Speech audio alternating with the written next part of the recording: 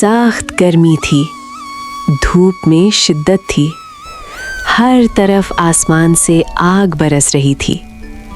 एक बड़े जंगल के किनारे एक बड़ा पीपल का दरख्त खड़ा था। उसकी घनी छांव में एक बढ़ई लकड़ी के बड़े लठ चीरने में मसरूफ था। वो अपने काम में इतना मशगूल था कि किसी और तरफ ध्यान नहीं देता था। पीपल के ऊपर एक बंदर रहता था। बंदर बढ़ई को गौर से लकड़ी चीरते देखता था। उसे बढ़ई का काम बहुत पसंद आया।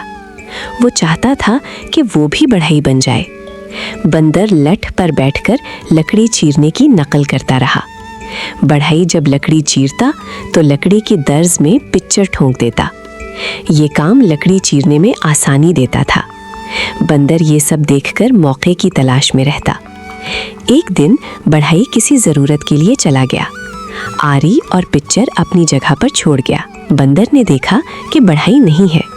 वो दरख्त से उतरा और लठ पर बैठ गया। बंदर इधर उधर देखा और फिर लकड़ी की पिक्चर के साथ खेलने लगा। उसने जोर लगाया और पिक्चर को हिलाता रहा। आखिरकार पिक्चर दर्ज से निकल गई और दर्ज बंद हो गई। इसी लम्हे बंदर का हाथ दर्ज में फंस गया। बंदर बहुत चीखा चिल्लाया। उसका हाथ बुरी तरह फंसा था। बंदर दर्द से बेहोश हो गया। बढ़ई ने चीखें सुनी और भागा भागा मौके पर पहुंचा। बढ़ई ने देखा कि बंदर का हाथ दर्ज में फंस गया है। वो जल्दी से पिक्चर उठाई और लकड़ी की दर्ज में ठोक दी। दर्ज खुली और बंदर का हाथ आज़ाद हो गया, मगर बंदर मर चुका था। बढ़ई को बंदर की मौत पर बड़ा दुख हुआ। बढ़ई ने कहा, बेवकूफ़। बढ़ई नन्हे की कोशिश में जान से हाथ धो बैठा।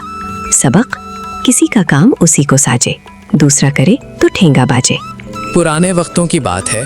किसी गांव में एक किसान रहता था। उसके 4 बेटे थे, लेकिन वो आपस में कभी नहीं मिल पाते थे।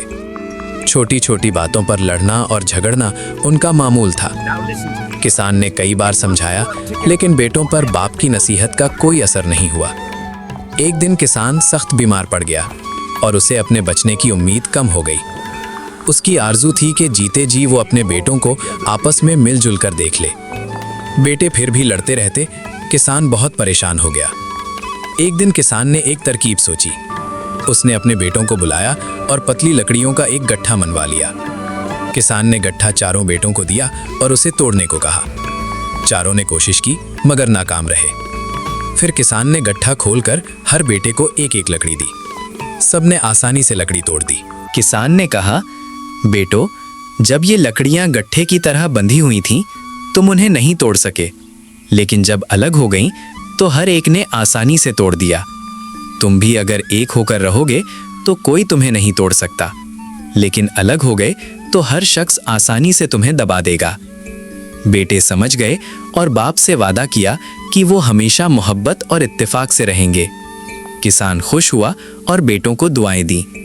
सच है, इत्तेफाक में बरकत है।